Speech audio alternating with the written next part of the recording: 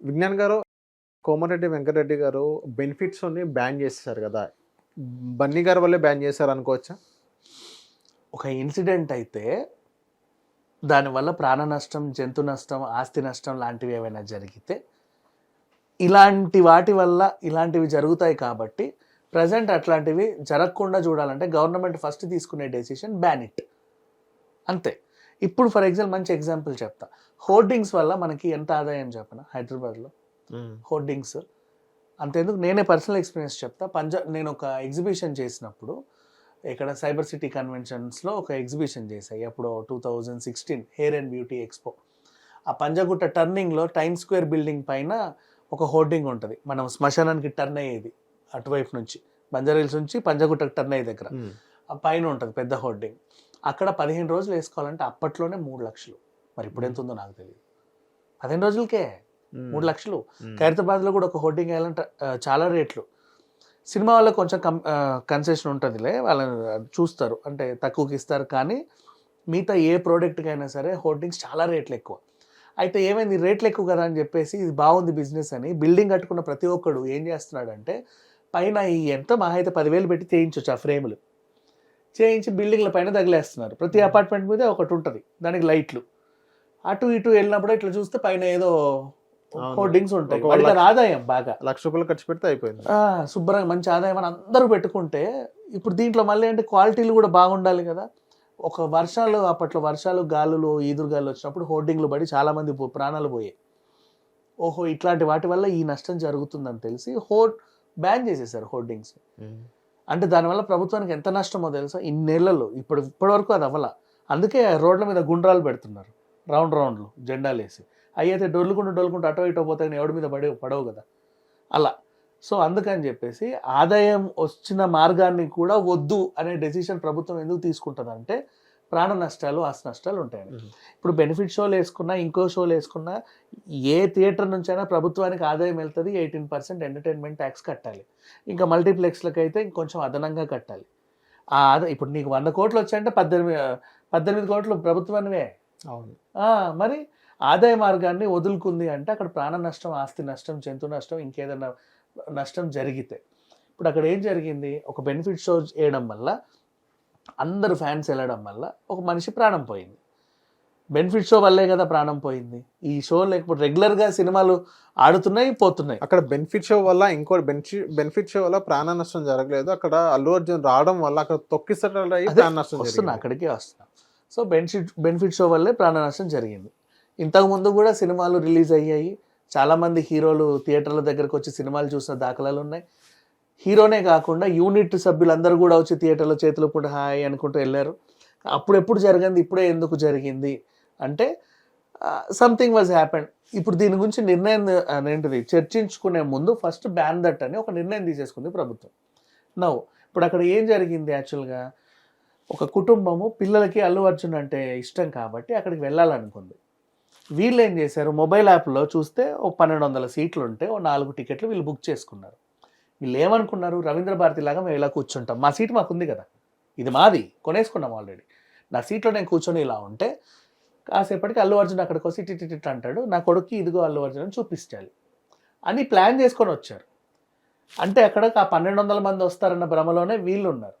కానీ ఆ హీరో వస్తే అతని వెనకాల 12,000 మంది 12 లక్షల మంది కూడా వస్తారు అనే విషయం పాపం ఈ కుటుంబానికి తెలియదు వీళ్ళు ప్లాన్ చేసుకునే ముందు.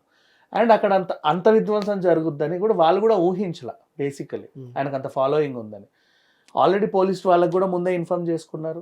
వాళ్ళు కూడా బోల్డంతమంది వచ్చి మ్యాక్సిమం ట్రై చేశారు. అండ్ అల్లు అర్జున్ వెంట కూడా పర్సనల్ సిబ్బంది కూడా బోల్డంత వచ్చింది, వాళ్ళు కూడా మ్యాక్సిమం ప్రొటెక్ట్ చేయడానికి ట్రై చేశారు. అల్లు అర్జున్ ఫ్యాన్స్ కూడా చాలామంది వాలంటీర్లుగా తయారయ్యి ఆ సిచ్యువేషన్ అర్థం చేసుకొని చేయడానికి ట్రై చేశారు. అయినప్పటికీ కూడా తోపులాటలో ఒక మనిషి ప్రాణం పోయింది. ఇక్కడ దానికి అల్లు అర్జున్ కూడా స్పందించాడు. నిన్న 25 లక్షలు ఇస్తున్నామని చెప్పేసి ఇలా జరిగింది. వీళ్ళు ఏమనుకోవాలి. సో ఈ సిచ్యువేషన్ని ప్రభుత్వం సీరియస్గా తీసుకొని ఇంతమంది ఉన్నా కూడా ఆపలేకపోయామే, ఒక ప్రాణాన్ని కాపాడలేకపోయామే అని ఆ నిర్ణయం తీసుకుంది. అంతే, అంతకుమించి ఇంకేం లేదు. అంతే తప్పితే దానికి కారణం ప్రత్యక్షంగా పరోక్షంగా అల్లు అర్జున్ కాదు, సంధ్య థియేటర్ కాదు, ఎవరూ కాదు. అంటే అక్కడ పోలీసుల Accidental వైఫల్యం situation. కూడా ఉంది. అంత క్రౌడ్ వచ్చినా కానీ అది కంట్రోల్ చేయలేకపోతే ఎంతో కొంత పోలీసుల వైఫల్యం కూడా ఉంది అని కొంతమంది అంటారు. లేదు అది మాసి, ఎంతవరకు కరెక్ట్ ఇప్పుడు అది? నైట్ షిఫ్ట్లు అవి చలికాలము, ఓకేనా, అంత జరుగుతుందని ఎవరు అనుకోరు బేసికల్లీ. మహా అయితే ఆర్టీసీ క్రాస్లో సినిమా సందడి ఉంటుందని తెలుసు, కానీ ప్రాణాలు పోయే రేంజ్లో ఉంటాయని ఎప్పుడు అనుకోలే. అనుకోకుండా ఒక యాక్సిడెంటల్ సిచ్యువేషన్లో అది జరిగింది అంతే. దానికి ఎవ్వరు బాధ్యత కాదు. అఫ్ కోర్స్ అయినప్పటికీ వాళ్ళు స్పందించారు, సంతోషం. విజ్ఞాన్ గారు, ఇదే పుష్ప మూవీ గురించి మనం మాట్లాడుకుంటే ముంబైలో గెలాక్సీ థియేటర్లో ఎందుకు పెప్పర్ స్ప్రే చేశారు అక్కడ? ఉంటారు కదా ఆకతాయిలు ఇలాంటి వాళ్ళు. అంటే ముంబైలో ఇప్పుడు మనం ఆంధ్ర తెలంగాణలో బన్నీ గారు ఎవరైతే అపోజిట్ ఏదైతే ఒక ఫ్యామిలీ వాళ్ళు ఉన్నారో అలా ఆకతాయిలు చేశారో అని అనుకోవచ్చు. కానీ ముంబైలో ఎందుకు నేషనల్ అవార్డు వచ్చిందనేనా? దీని ఎగ్జాంపుల్ కూడా మళ్ళీ చెప్తా. అమెరికాలో సైకోలు కాల్పులు జరిపి తెలుగు వాళ్ళని చాలా మందిని చంపేశారు, అవును. ఊరికే పిస్తోళ్ళు పేల్చేసి. సైకోలు వాళ్ళు. అట్లా ఇప్పుడు ఇండియాలోనే ఉండాలని లేదుగా, అమెరికాలో కూడా జరిగిందిగా. సో తెలుగులోనే జరగాలని లేదు. ముంబైలో కూడా ఒక సైకో గాడు ఏం చేశాడంటే పేపర్ స్ప్రే తెచ్చాడు. వీడు ఏం చేశాడు, మనుషులకు గొట్ల ఆ ఏసీ కొట్టాడు.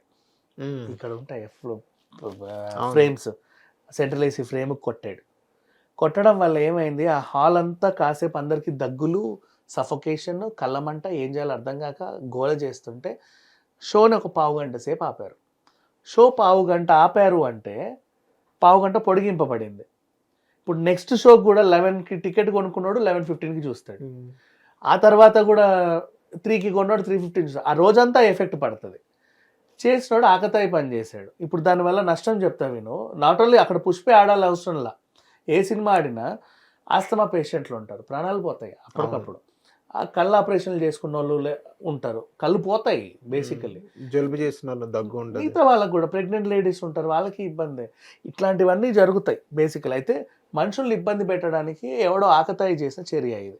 ఇక్కడ ఏంటిది, మెగా ఫ్యాన్స్ కి కానీ బన్నీ ఫ్యాన్స్ కానీ ఇంకెవరిని కానీ అంటే అంటే థియేటర్ మీద కోపం కూడా అనుకోవచ్చుగా. ఆ గెలాక్సీ ఆ టైంలో అక్కడ పుష్ప ప్రదర్శించింది అంతే, అంతమించి ఇంకేం లేదు. ఎవడో ఆకతాయి చేసినటువంటి పని అది. విజ్ఞాన్ గారు, ఇంకోటి ఏంటి, ఇప్పుడు బన్నీ గారు ఇప్పుడు ప్రొడ్యూసర్స్ కి తిరిగి 100 కోట్ల వెనక్కి ఇస్తున్నారన్న ఒక టాక్ వినిపిస్తుందా? అది నిజమేనా లేకపోతే రూమర్ అంటారు? అది 1 సెకండ్, రిలీజ్ ఎప్పుడైంది? ఒక 2 days 5th రిలీజ్. మొన్న బెనిఫిట్ షో. ఈ రోజు కూర్చున్నాం, రేపు కూర్చుంటున్నాం. ఇంకా వీకెండ్ కూడా అవ్వాలి. ఇవాళ సాటర్డే, రేపు సండే. వీకెండ్ కూడా అవ్వకుండా, కలెక్షన్స్ మీద అంచనా రాకుండా, ఎక్కడ డిస్ట్రిబ్యూటర్ గొడవ చేస్తాడు, ఎక్కడ ఎగ్జిబిటర్ గొడవ చేస్తాడు, ఎక్కడ ప్రొడ్యూసర్ లబోదిబోం అంటాడు, ఎక్కడ బన్నీ డబ్బులు వెనక్కి ఇస్తాడు. అంటే రూమర్స్ వస్తున్నాయి కదా. ఇది ఒక రూమర్ అంతే. ఇప్పుడు నీకు లైగర్ టైంలో చూసావు, డిస్ట్రిబ్యూటర్స్ అందరూ గోల్ చేశారు. ఆచార్య టైంలో చూసావు, డిస్ట్రిబ్యూటర్స్ గోల్ చేశారు. బోలాశంకర్ టైంలో చూసావు, డిస్ట్రిబ్యూటర్లే గోల్ చేశారు అని. ఇప్పుడు ఇక్కడ మనం చూడలేక, ఏ ఎగ్జిబిటర్ అయినా ఏ డిస్ట్రిబ్యూటర్ బయటకు వచ్చి గొడవ చేశాడా? ఇది ఒక రూమర్. అల్లు అర్జున్ 100 కోట్లు వెనక్కి ఇచ్చేస్తాడు, 100 కోట్లు వెనక్కి ఇచ్చేస్తాడు. అంటే దాని అర్థం ఏంటి, మొన్న ఫోర్బ్స్ పత్రికలో 300 CR రెమ్యునరేషన్ తీసుకున్న ఫస్ట్ పర్సన్ అల్లు అర్జున్ అని రాశారు కదా. ఇప్పుడు 100 కోట్లు వెనక్కి ఇచ్చాడు అంటే అటు పొజిషన్ 10కి పడిపోవాలి. ఓకే. దాన్ని టార్గెట్ చేసి వీళ్ళు చేసినటువంటి చర్య, అంతమించి ఇంకేం లేదు.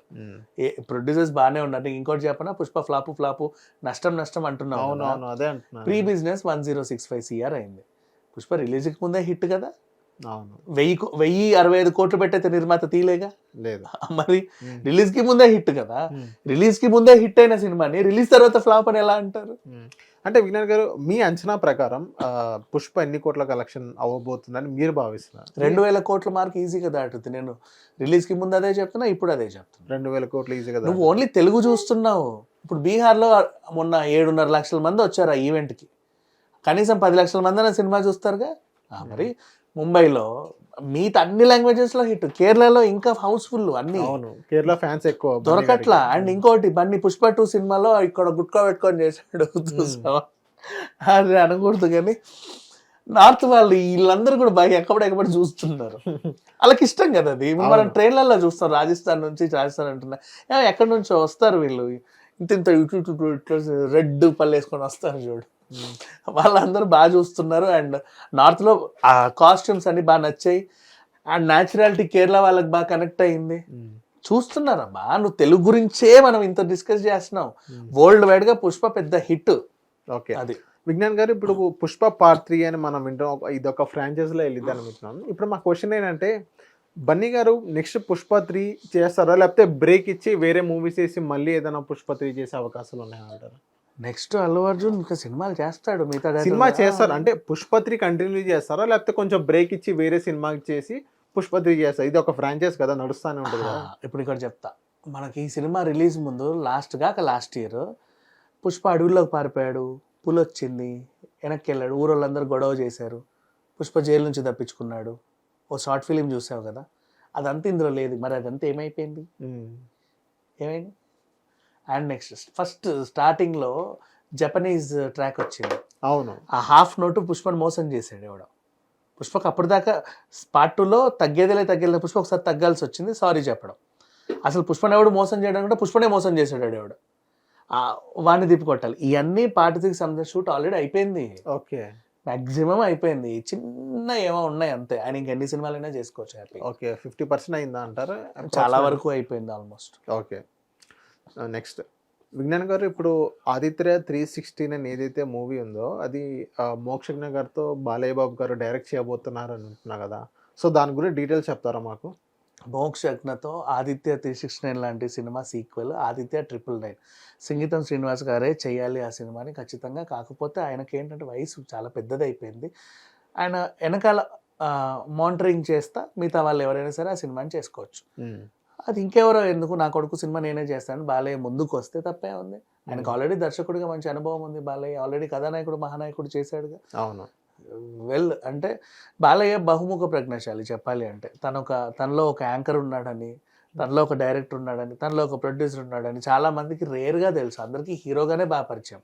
అవును. తనలో ఒక సామాజికవేత్త ఉన్నాడని ఇంకా చాలా తక్కువ మందికి తెలుసు. బసవతారకం ఆయనే చూసుకుంటాడని. ప్రపంచం మొత్తంలోనే ది బెస్ట్ హాస్పిటల్ అది క్యాన్సర్ ప్లే. అప్పుడప్పుడు ర్యాంక్ 1 అప్పుడప్పుడు ర్యాంక్ 2 ఉంటుంది అంతే, ఆ 2 ర్యాంకులే, ఇంకా అంత నుంచి దిగదు. సో ఇలా అండ్ చాలా తక్కువ మందికి అంటే కేవలం తెలుగు ప్రజలకే తెలుసు, బయట వాళ్ళకి తెలీదు ఆయన ఒక మంచి పొలిటీషియన్, సీనియర్ పొలిటీషియన్ అని. ఇప్పుడు హ్యాట్రిక్ ఎమ్మెల్యే. సో బోల్డ్ అన్నీ ఉన్నాయి ఆయనలో కళలు, అందరికి చాలా రేర్గా తెలుసు. ఇప్పుడు ఆయనలో దర్శకత్వ ప్రతిభ కూడా ఉందని చాలా తక్కువ మందికి తెలుసు. సో తన కొడుకుతో తీయాల్సిన సినిమా తనే తీద్దాం అనుకున్నాడని ఒక వార్త అయితే వైరల్ అవుతుంది. బట్ అది నిజంగా జరిగితే కనుక సూపర్ హిట్టే. కాకపోతే ఆయన కొడుకుతో ఫస్ట్ సినిమా మొన్న ఏదో గ్లిమ్స్ రిలీజ్ చేశారు, అది అయిన తర్వాత ఇది ఉంటుందా, దాని తర్వాత ఇంకోటి ఏమైనా ఉంటుందా అనేది మనం వెయిట్ చేసి చూడాలి. సో అది ఫస్ట్ మూవీ ఎప్పుడు రిలీజ్ అయ్యే అవకాశాలు ఉన్నాయి? 2025లో వచ్చేస్తుంది. 25లో వచ్చేస్తుందా? ఓకే, థ్యాంక్ యూ విజ్ఞాన్ గారు. హిట్ టీవీ యాప్ ని డౌన్లోడ్ చేసుకోండి. ఇందులో short news, live news, entertainment movies అన్ని అవైలబుల్ గా ఉన్నాయి. Please download hit TV app. Hit TV యాప్ని ఫ్రీగా డౌన్లోడ్ చేసుకోండి.